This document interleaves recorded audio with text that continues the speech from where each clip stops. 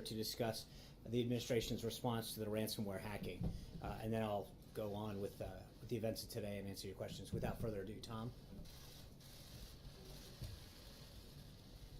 Thanks, Sean. Thank you. Good afternoon. I'm Tom Bosser. I'm the Assistant to the President for Homeland Security and Counterterrorism. And if I could, I'd like to start today by acknowledging the fallen police officers that the President and Vice President acknowledged today. They are the front lines of our Homeland Security, and the event today was an honor for me to attend. On cybersecurity, as the President's Homeland Security Advisor, part of my responsibility is to coordinate U.S. government cybersecurity efforts. I want to give you an update today on the ransomware attack that's been known as WannaCry or WannaCrypt. We continue closely monitoring the situation around the clock at the highest levels of government. We're bringing all of the capabilities of the U.S. government to bear on this issue and are working side by side with our partners in the private sector and our international partners. I spoke moments ago with my counterpart in Great Britain and learned an update from them that they have a feeling of control over this ransomware event, and that as their affected computers seem to have been tied to the fact that their healthcare system is so large and networked. They are painfully aware, though, of the fact that this is a global attack, as are we. As of this morning, it has reached approximately 150 countries and infected more than 300,000 machines. The good news is the infection rates have slowed over the weekend. We had been concerned about that when last we talked. The ransomware has disrupted telecommunications companies, hospitals, and other organizations. The UK National Healthcare Service announced 48 of its organizations were affected, and that resulted in inaccessible computers and telephone service, but an extremely minimal effect on and disruption to patient care. That was something quite evident in my conversation. Computers at the Spanish telecommunications company Telefonica were compromised, and we had a small number of affected parties in the U.S., including FedEx. Secretary Kelly at the Department of Homeland Security continues to lead operations and public-private coordination. His team is issuing twice daily situation reports, is holding multiple calls per day among experts and operations centers managing our response. As of today, no federal systems are affected. Overall, the U.S. infection rate has been lower than many parts of the world, but we may still see significant impacts in additional networks as these malware attacks morph and change. Despite appearing to be criminal activity intended to raise money, it appears that less than $70,000 has been paid in ransoms, and we are not aware if payments have led to any data recovery. The Cyber Threat Intelligence Integration Center is also keeping us informed of the classified insights concerning the investigation into these hacks. And let me talk about now briefly the way ahead. Sorry about that. It's important for our business and individuals to know that 3 variants of this ransomware are reported to have emerged using similar techniques. We had talked last I was here about variants of this malware. If you follow the mitigation advice published by DHS, the FBI, and Microsoft, and have patched your systems, you are protected against all of these variants. It's also important to know that pirated, stolen, or otherwise unlicensed versions of affected software often will not receive patches, so it's important to not use that unlicensed software.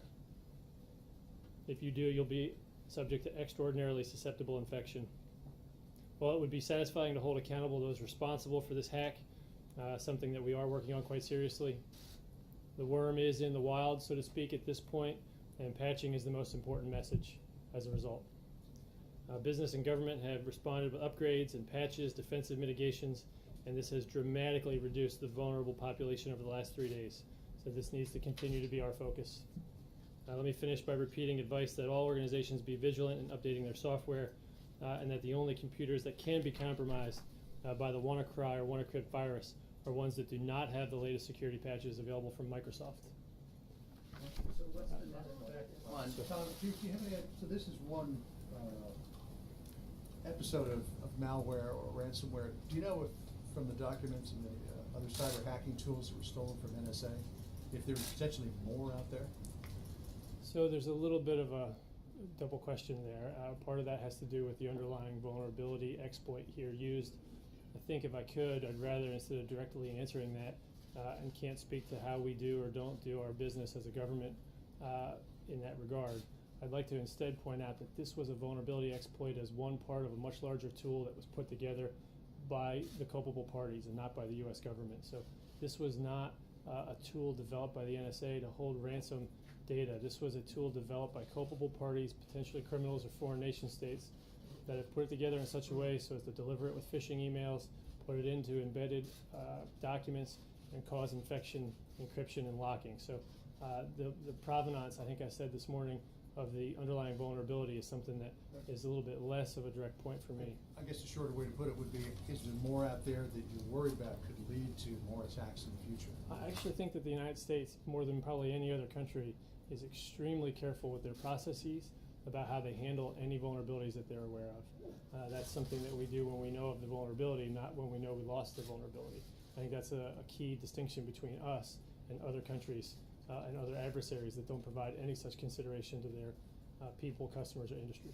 You mentioned your British counterparts are feeling a sense of control. Was there any time, as you monitored this here in the States, where you felt there was any lack of control or this could get out of hand here? And if not, what is it about what was here that was protected that didn't exist, for example, in Europe or other parts that have obviously taken a much bigger hit from this? Yeah, no comparative lack of control, but my conversation today led me to believe that he felt quite comfortable and my counterparts felt quite comfortable with where they stood today, not comparing. But was there any time that you felt here that things could spiral out of control? Well, as we were gaining and gathering more information, it was important for us to determine the parameters of this. Once we got our hands around the parameters of the malware, that's of course in the beginning moments what you're trying to get a hold of. Get the malware, analyze it, determine what's happening.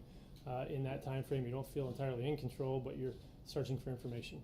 Once we got it and realized what the situation was, we realized there were patches available and had been available since March, and so from that point, operations centers and communications become the key, and they're imperative to how we handle this response. And from the British perspective, I thought it was important to pass along from them 2 points.